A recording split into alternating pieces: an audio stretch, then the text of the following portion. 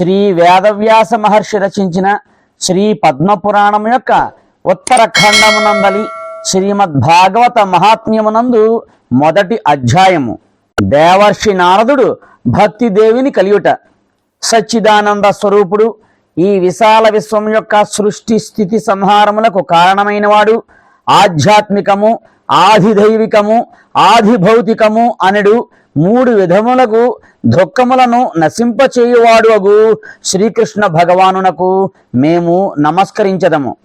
సకల ప్రాణుల యొక్క ఆత్మస్వరూపుడైన సమస్త కర్మలకు అతీతుడైన శ్రీ సుఖదేవుడు సర్వమును విడిచిపెట్టి వెళ్ళిపోచుండగా చూచిన వేదవ్యాసుడు కుమారుని ఎడబాటునకు తట్టుకునలేక పుత్రా పుత్రా అని ఎలుగెత్తి పిలువసాగను.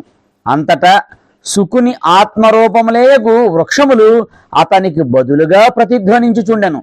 అట్టి మునియగు శ్రీ సుఖమహాత్మునకు నేను నమస్కరించుచున్నాను. నైమిసారణ్యమునందు ఒకసారి మహాబుద్ధిమంతుడకు సోతముని సుఖాసీనుడై ఉండెను. అప్పుడు భగవత్కథామృతం యొక్క రసమును పానము చేయుటలో గొప్ప నేర్పరి అయిన సౌనకుడు సోతమునికి నమస్కరించి ఇట్లు ప్రశ్నించెను.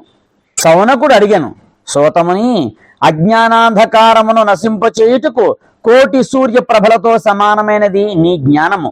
మా చెవులకు రసాయనము వంటిది, అమృత స్వరూపమైనది, సారభూతమైనది యొక్క కథను మాకు వినిపించుము.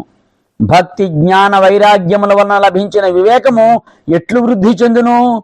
భక్తజనులు మాయామోహములను తిరస్కరించి ఎట్లు నిశ్చింతగా ఉండగలిగెదరు? కలికాలము మిగులు భయంకరమైనది. అందు జీవులు సాధారణముగా ఆసురీ స్వభావమును కలిగి ఉందరు.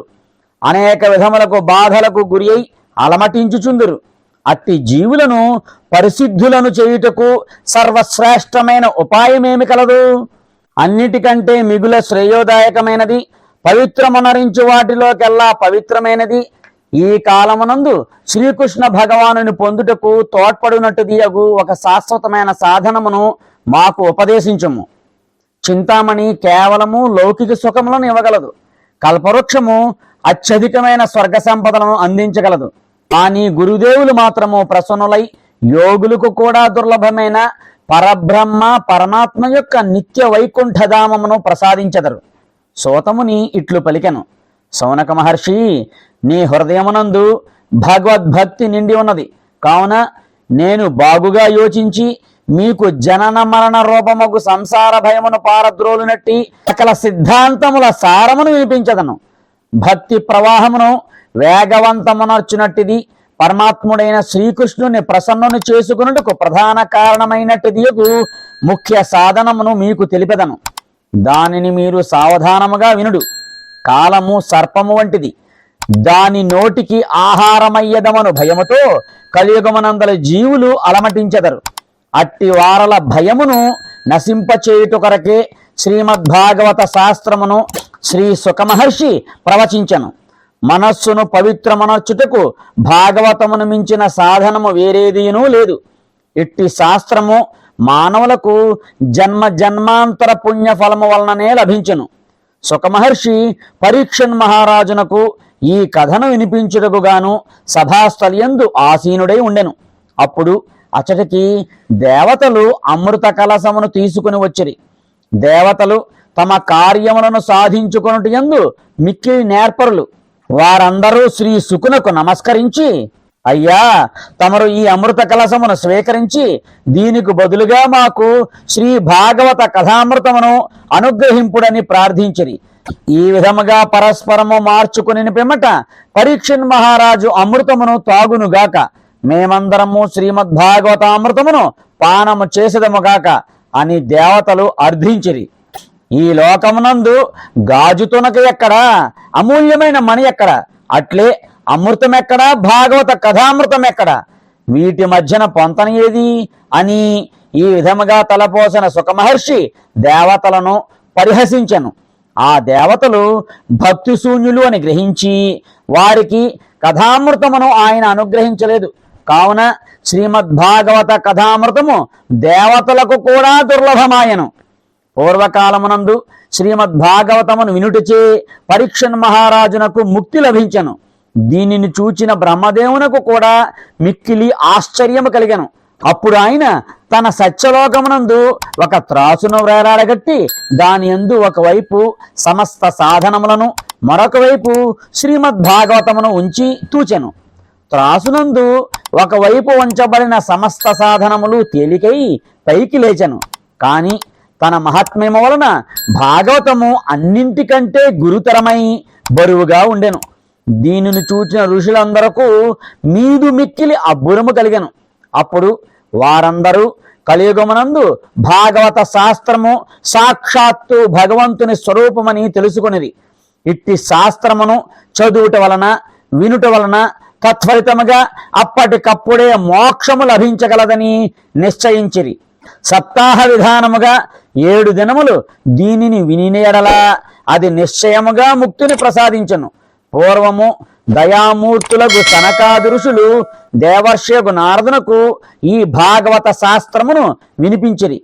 ఇంతకు ముందే బ్రహ్మముఖము నుండి దేవఋషి నారదుడు దీనిని విని ఉండెను. అయినప్పటికీ దీనికి ఒక సప్తాహ శ్రవణ విధానమున్నదని దానిని గూర్చి ఆయనకు సనకాది మహామునులు వివరించి చెప్పిరి. సౌనక మహర్షి అడిగెను, ప్రాపంచిక వ్యవహారముల నుండి విముక్తుడైన నారద మహర్షికి సనకాది మునీంద్రులు ఎచ్చట కలిసిరి? భాగవత కథాశ్రవణమును గురించిన విధి విధానమును వినవలనెనడు శ్రద్ధ అతనికి ఎట్లు కలిగినది? సోతముని ఇట్లు చెప్పాను. ఇప్పుడు నేను మీకు భక్తితో నిండిన ఆ కథను వినిపించదను.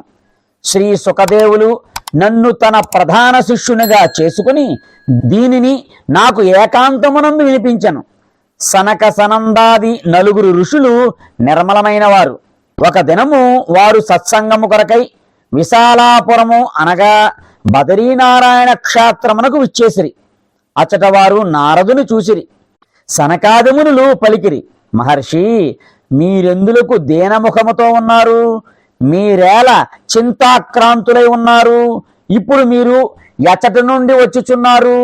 తిరిగి ఇంత తొందరగా మీరు ఎచటికి పోవచ్చున్నారు? సకల సంపదలను కోల్పోయిన వ్యక్తి వలె మీరు ఎందుకు బాధపడుచున్నారు? మీ వంటి అనాసక్తులైన పురుషులకు ఇది సముచితము కాదు కదా. దీనికి కారణమేదియో తెలుపుడు. నారదుడు ఇట్లు పలికెను, నేను ఈ పుడమిని అన్ని లోకములలోకెల్లా ఉత్తమమైనదని భావించి ఇచ్చటకి చేరితిని. ఇక్కడ పుష్కరము, ప్రయాగ, కాశీ, గోదావరి, హరిద్వారము, కురుక్షేత్రము, శ్రీరంగము, సేతుబంధనము మొదలగు అనేక తీర్థస్నానములందు ఇటు అటు విహరించుచుంటిని. కాని నాకు ఎచ్చటను సుఖ సంతోషములను కలిగించినట్టి శాంతి లభించలేదు. ఇప్పుడు అధర్మమునకు తోడ్పడినట్టి కలియుగము తాండవించుచున్నది. అది సమస్త భూమండలమును బాధించుచున్నది. ఇప్పుడిక్కడ సత్యము లేనే లేదు. ఇక తపస్సు, శౌచము అనగా బాహ్యాభ్యంతరముల పవిత్రత, దయ, దానము మునగనవి ఏవీనూ లేవు. జీవులు నామమాత్రులై కేవలము ఉదర పోషణము యందే నిమగ్నమై ఉన్నారు. వీరు అసత్యవాదులై, సోమరిపోతులై, బుద్ధిహీనులై, దురదృష్టవంతులై, ఆపదలలో చిక్కుకున్నవారై ఉన్నారు. సాధువులము, సత్పురుషులము అని చెప్పుకుని వారందరూ పాషండులై ఉన్నారు. వీరు చూచుటకు వైరాగ్యవంతులుగా కనిపించుచు స్త్రీలను, ధనాదులను పరిగ్రహించుచుందరు. ఎండ్లలో ఆడవారే పెత్తనము చలాయించెదరు. భావమరుదులు సలహాదారులై ఉందరు. లోభముచే కన్యలను విక్రయించుచుందరు. భార్యాభర్తలు ఎల్లవేళలా పోట్లాడుకొనుచుందరు. మహాత్ముల ఆశ్రమముల మీద, పవిత్ర తీర్థస్థానముల మీద, నదుల మీద యవనులు అధికారమును చేజిక్కించుకునిరి. ఆ దుష్టులు అనేక దేవాలయములను ధ్వంసమునర్చిరి. ఇప్పుడు ఈ నేల మీద యోగులు గాని, సిద్ధ పురుషులు గాని, జ్ఞానములు గాని, సత్కర్మలు చేయువారు గాని లేరు. సమస్త సాధనములు కలిరూపమై దావానలము చేత భస్మమైపోయినవి.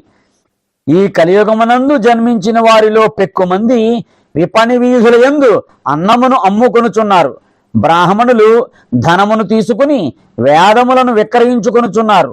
స్త్రీలు సదాచారహీనలై జీవితమును గడుపుచున్నారు. ఈ విధముగా కలికాలమునందలి దోషములను పరికించుచు ఈ భూమి మీద నేను సంచరించుచు శ్రీకృష్ణ భగవానుని లీలలకు నిలయమైన యమునా నదీ తీరమునకు చేరుతిని. మునివర్యులారా వినుడు. అక్కడ నేను ఒక గొప్ప ఆశ్చర్యమును తిలకించితిని. అచట ఒక యువతి ఖిన్నురాలై కూర్చుని ఉండెను. ఆమె పక్కన పడి ఉన్న ఇరువురు ముసలవారు నిశ్చేష్టులై నిట్టూర్పులను విడిచుచుండిరి. ఆ యువతి వారికి సేవలు చేయుచు చైతన్యవంతులుగా చేయుటకు ప్రయత్నించుచుండెను.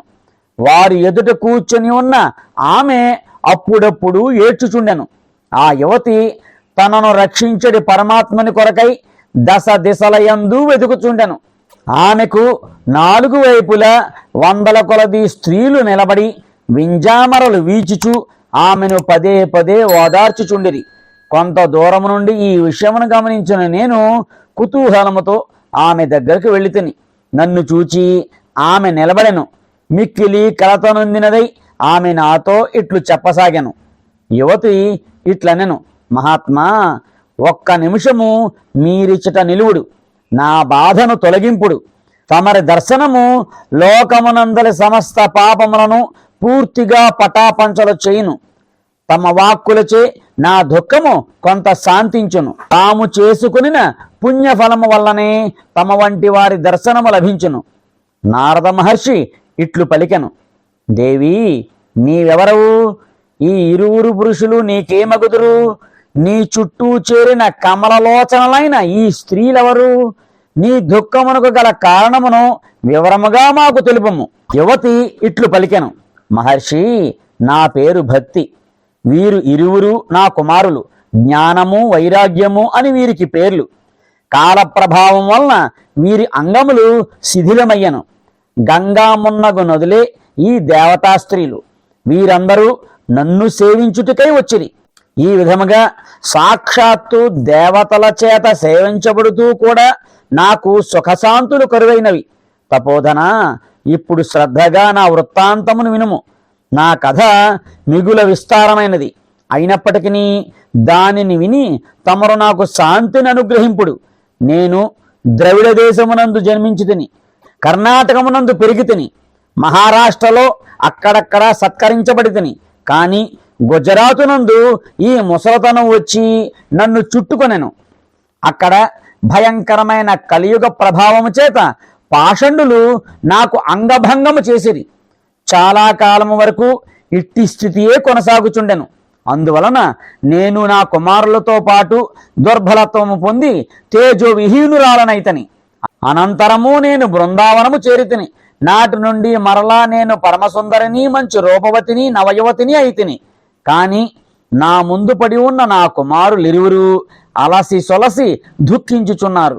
ఇప్పుడు నేను ఈ స్థలమును వదిలి వేరొక చోటకి పోవాలని అనుకునిచున్నాను.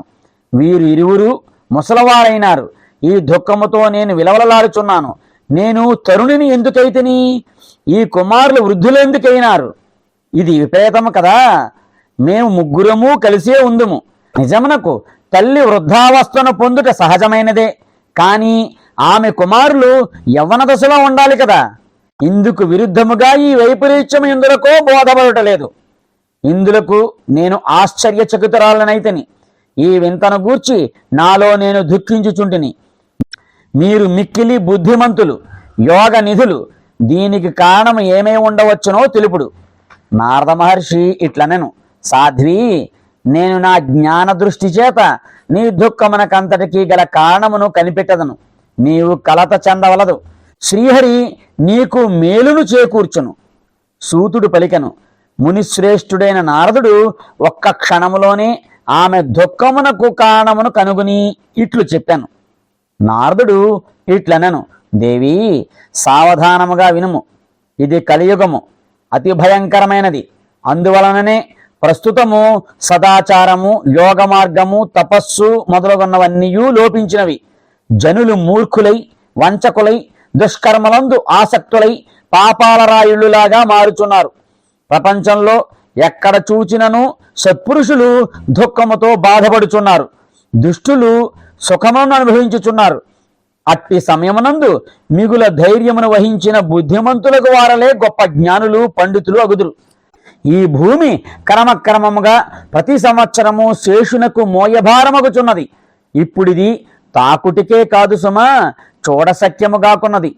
ఎక్కడైనా సరే శుభము మంగళము అంటూ ఏమీ మచ్చుకైనా కనిపించుకున్నది. ఇప్పుడు నీవు గాని నీ పుత్రులు గాని ఎవరి కంటికి కనిపించుటే లేదు. ఏలయన విషయ సుఖములలో మునిగిన జీవులు కళ్ళున్న కబోదులగుచున్నారు. అట్టి వారి చేత ఉపేక్షించబడిన నీవు చిక్కి శల్యమగుచుంటివి. బృందావనము చేరుట వలన తిరిగి నీవు నూతన యవ్వనమును పొందితివి. ఇచ్చట భక్తి సర్వత్రా నృత్యము చేయుచున్నది. కావున ఈ బృందావనము ధన్యమైనది. కానీ నీ ఇరువురు పుత్రులను పట్టించుకుని వారెవ్వరూ లేరు. అందువలన వీరి వృద్ధాప్యము తొలగటలేదు. ఇక్కడ వీరికి కొంత ఆత్మసుఖము అనగా భగవంతుని స్పర్శ వలన కలుగు ఆనందము లభించినది. తద్వారా వీరు నిద్రించుచున్నట్లు అగిపించుచున్నారు. భక్తి ఇట్లు చెప్పాను. పరీక్షన్ మహారాజు పాపభూయిష్టమైన ఈ కలిని ఉండుటకు ఎలా అనుమతించెను? ఈ కలి ప్రవేశించిన వెంటనే సమస్త వస్తువుల సారము ఎట్లు మృగ్యమయ్యనో అంతుపట్టకున్నది. కరుణామయుడకు ఆ శ్రీహరి కూడా ఇంతటి అధర్మమును ఎట్లు సహించుచున్నాడు? మునీంద్ర, నా ఈ సందేహమును తొలగింపుము. మీ చల్లని మాటల చేత నాకు ఎంతో శాంతి లభించినది. నారదుడు ఇట్లు పలికెను. బాలా, నీవు అడిగిన దానికి పూర్తిగా సమాధానము చెప్పెదను. కళ్యాణి, నీవు శ్రద్ధగా వినుము. ఇక నీకు దుఃఖము దూరము కాగలదు. శ్రీకృష్ణ భగవానుడు ఏనాడు ఈ భూలోకమును వదిలి తన పరధామమునకు వెళ్ళెనో ఆనాటి నుండియే ఇచ్చట కలియుగము ప్రవేశించినది. అది సమస్త సాధనములయందు ఆటంకమును కలిగించుచున్నది. పరీక్షన్ మహారాజు దిగ్విజయయాత్ర చేయు సమయమున ఆయన దృష్టి ఈ కలిపురుషుని మీద పడినది. అప్పుడు ఆ కలిపురుషుడు దీనుని వలె ఆయనను శరణజొచ్చెను. అంతటా భ్రమరము వలె సారమును గ్రహించిన మహారాజు ఈ కలిపురుషుని వధించకూడదని నిశ్చయించుకొనెను. ఏలయన తపస్సు, యోగము, సమాధి చేత లభించిన ఫలము కూడా ఈ కలియుగమునందు కేవలము శ్రీహరి కీర్తనము చేతనే సంపూర్ణముగా లభించును. సారహీనమైనప్పటికీ దీనిని పరీక్షిత్తు ఒక దృష్టిచే సారయుక్తముగా చూసెను. కావున కలియుగమునందు జన్మించి జీవుల సౌఖ్యము కొరకే కలిని ఉండుటకు సమ్మతించను. ఈ కాలమున ప్రజలు చెడు పనులను చేయుటయందు అనురక్తులగుడి చేత సకల వస్తువులు సారహీనములయ్యను. భూమిలో గల సమస్త పదార్థములు గింజలు లేని పొట్టు వలె నిరుపయోగములైనవి. బ్రాహ్మణులు కేవలము అన్నము, ధనము మొదలగు వాటికి ఆశపడి ఇంటింటికి, మనిషి మనిషికి భాగవత కథను వినిపించుచుండిరి. అందువలన భగవత్ కథ సారహీనమైపోయాను. మితిమీరిన క్రూరకర్మలు చేయువారు, నాస్తికులు, రౌరవాది నరక హేతువులకు పనులు చేయువారు కూడా తీర్థస్నానములలో ఉందురు. అందువలన తీర్థముల యందలి ప్రభావము కూడా అంతరించను. నిరంతరము కామము, క్రోధము, లోభము, తృష్ణలతో తల్లడిల్లువారు కూడా తపస్సు అను కపట నాటకమునందు లగ్నమయ్యిరి. ఇందువలన తపస్సునందలి ప్రభావము కూడా సమసిపోయెను. తమ యొక్క మనస్సు కూడా వారి వశమునందు ఉండని కారణమున వారు లోభమును, దంభమును, పాషండతను ఆశ్రయించెదరు. కనుక వారు శాస్త్రమును అభ్యసింపరు. అందువలన ధ్యాన యోగము యొక్క ఫలము కూడా తొలగిపోయెను. పండితులు తమ భార్యలతో పశువుల వలె రమించు దుస్థితికి దిగజారిరి. వారు సంతానమును కలిగించుటకు సమర్థులే కాని ముక్తిని సాధించుటయందు అసమర్థులైరి. తమ సంప్రదాయానుసారముగా లభించిన విష్ణుభక్తి ఎక్కడా కంటికి కూడా కనిపించటలేదు. ఈ రీతిగా ప్రతి చోట సమస్త వస్తువుల నుండి సారము లుప్తమైపోయెను. ఇది కేవలము యుగధర్మమే కాని ఇందులో దోషం ఎవరిది కాదు. కావుననే పుండరీకాక్షుడు మిక్కిలి సమీపమున ఉండి కూడా ఈ సమస్తమును సహించుచున్నాడు. సోతముని చెప్పెను. శౌనకమునీంద్ర, ఈ విధముగా నారదుని మాటలను వినిన భక్తి మిగుల విస్మయమునకు లోనయ్యను. పిమ్మట ఆమె చెప్పిన మాటలను వినుము. భక్తి పలికెను. దేవర్షి, తమరు ధన్యులు. నా యొక్క మహద్భాగ్యము వలన మీ సమాగమము లభించినదని నేను తలంచెదను. ఈ లోకమునందు సత్పురుషుల దర్శన భాగ్యమే సమస్త సిద్ధులను సమకూర్చుటకు ముఖ్య కారణమగును. కయాధు కుమారుడు ప్రహ్లాదుడు అనన్యభావముతో ఒకే ఒక్కసారి మీ రొసగిన ఉపదేశమును పొంది మాయను జయించను. అట్లే మీ కృప వలననే ధ్రువుడు కూడా ధ్రువపదమును పొందెను. తమరు సర్వమంగళకారులు, సాక్షాత్తు బ్రహ్మదేవుని పుత్రులు. అట్టి మీకు నేను నమస్కరించుచున్నాను. శ్రీ వేదవ్యాస మహర్షి రచించిన శ్రీ పద్మపురాణం యొక్క ఉత్తరఖండమునందలి శ్రీమద్భాగవత మహాత్మ్యమునందు మొదటి అధ్యాయము సంపూర్ణము.